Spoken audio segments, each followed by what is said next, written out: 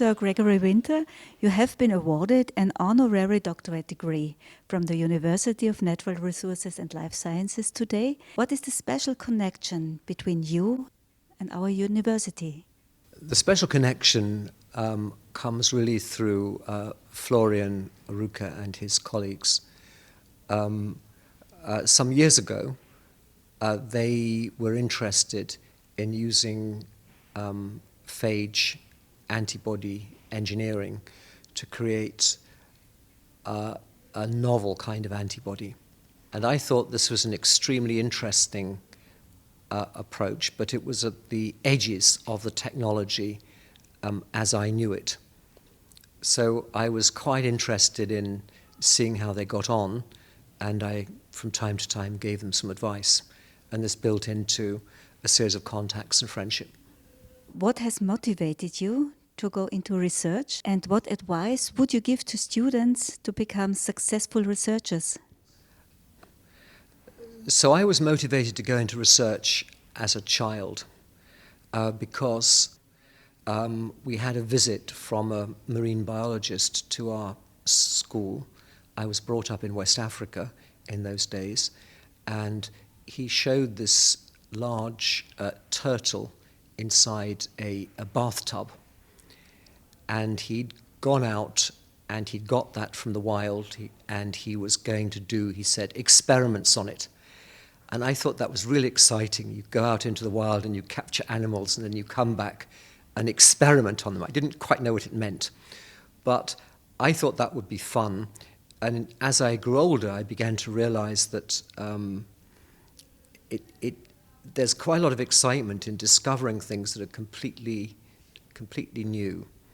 I think that's what I found so exciting about this turtle. I'd not seen one before, and it was a wild beast, and it had been brought in. Later on, I would say, I became interested. I realized I don't like being told what to do. So at school, we were always being told what to do. Clean your shoes, stand up, shut up, do this and that.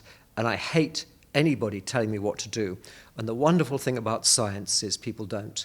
You have a lot of freedom. So long as you're successful, they'll just let you get on with it. So it's a terrific field to go into if you don't like being ordered about.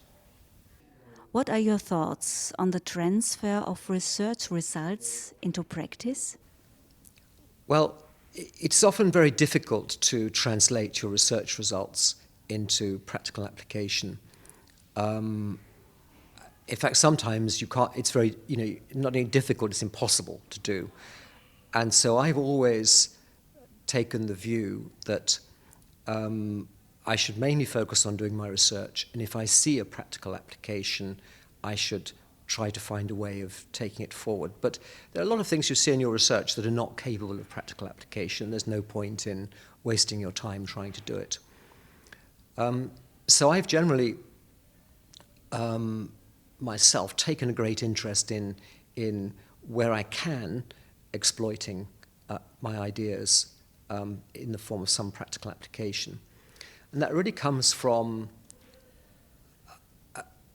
perhaps almost a philosophical view. If you look at the funding for subjects in the humanities in universities, it's very poor compared to the sciences and engineering, physics, biology, mathematics. And there's a reason for it, and that is the public believe that those subjects are useful and will give some public benefit. And I therefore believe that underpinning the fact that they pay me to go and do what I want to do and not have people telling me what to do, I have the freedom and the excitement, then I should return that confidence by, if I do see something useful that can be applied for the public benefit, I should try and do that if I can. And as I've grown older, I've become more interested in that line of trying to make sure that does get returned, because it's important for the public to believe that the science they're funding does make a difference and can help them. And that way they will continue. We can perhaps get even more funding into science, which again I think would be good for scientists and also good for humanity. Sir Gregory Winter, thank you very much. You're welcome.